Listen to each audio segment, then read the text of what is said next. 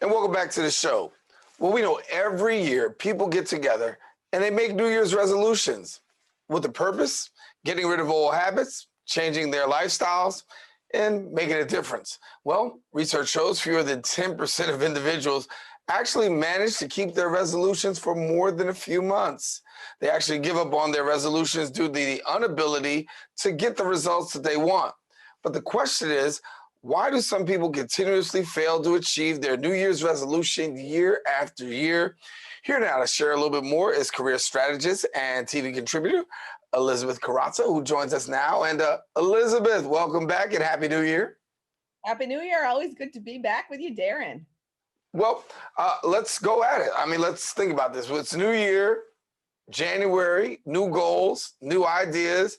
And for some people, we just fall back into the same old thing. So talk to us about how we can really have sustainable New Year's goals and really bring these things to pass. Because as I said in the intro, a lot of people just don't.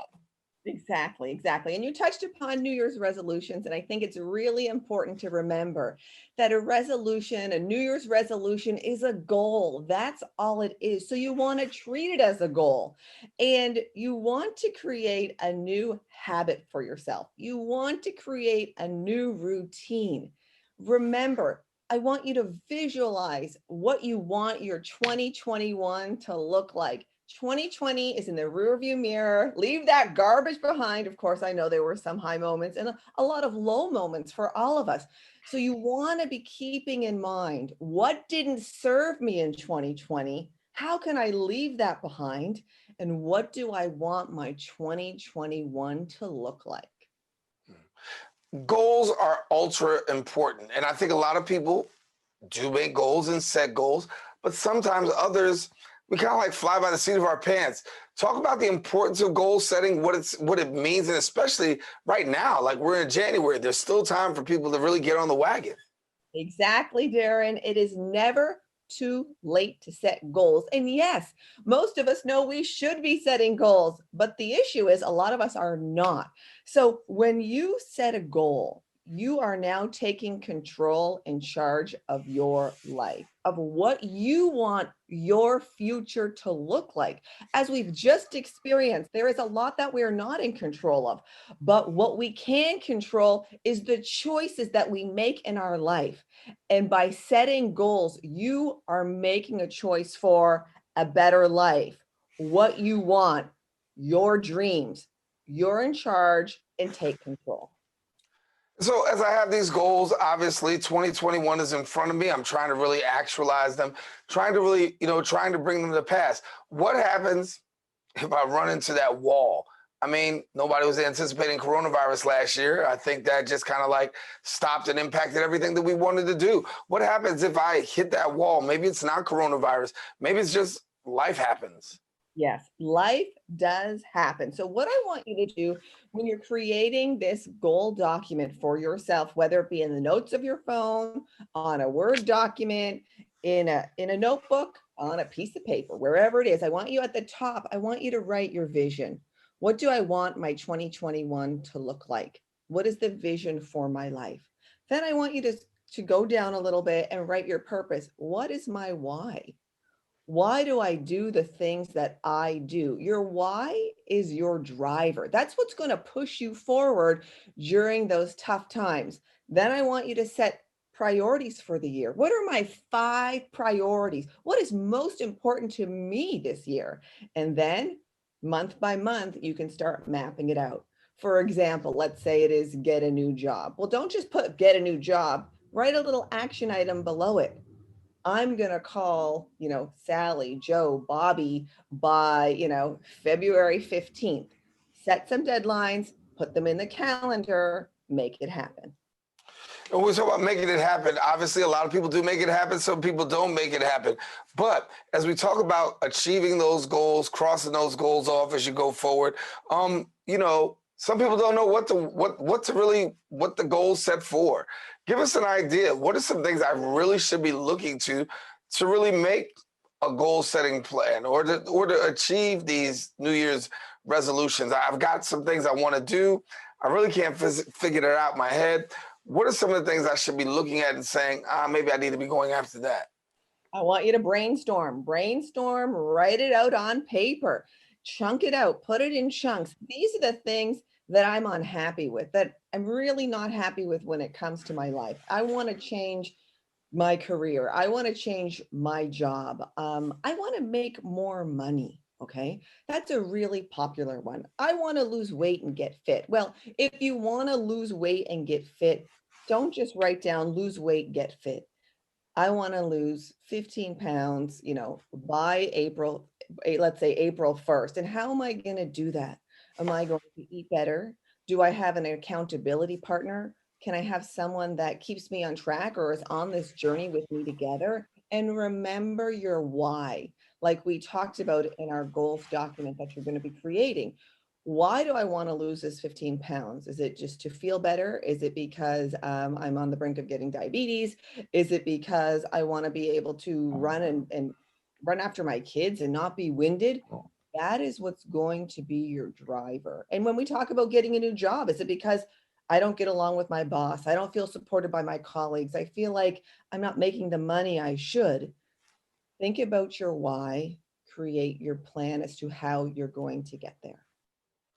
What are some of the common mistakes that people make during a time like this? Because we make many. We sure do. And that's such a great point. We're only human. Nobody is perfect. And we're all going through similar, issues and challenges right now. But what I do recommend is if you want to stay on track with your goals and your dreams and feeling in charge, staying in control, is to have that document printed out, have it on your desk or your nightside table. Stick it to your bathroom mirror. You want to have those reminders. You want to be reminded of what it is you really want, because if you don't, you will fall back into old patterns. We're on the precipice of really moving into a new presidential administration. We understand that, Joe Biden won. He's got 80 million votes. You've got Donald Trump, who lost, and he's got 70 million votes. So really, we've got a divided country, right? But when we talk about the workspace, when we talk about friends, having a political conversation may not be the most optimum these days. It can be tense, but give us a little bit of some tips now that there's a new president taking office. What are some of the ways that we can navigate having political conversations, if any? You know what? It's just about being respectful. If there's a colleague that that you have two very differing opinions, the workplace is not the place to have that conversation. Okay. Perhaps you know of a colleague that might share the same political affiliation or thoughts as you. And perhaps having a conversation with them feels okay and feels right, and you feel supported in that moment. But I also feel like, if you're worried about something, if you're concerned, if you feel like either you're being bullied up against, or you feel like you're in the minority in the workplace when it comes to political affiliation, speak to your manager. Speak to your manager, speak to HR. What are the policies? Because more and more, because as you mentioned, the divide, HR and different firms and companies are setting boundaries more and more when it comes to politics, wearing buttons, wearing t-shirts. Just be aware. It's not that you can't be excited for what you believe in, but there's a time and place, and often the workplace is not the place for that. Do it after hours.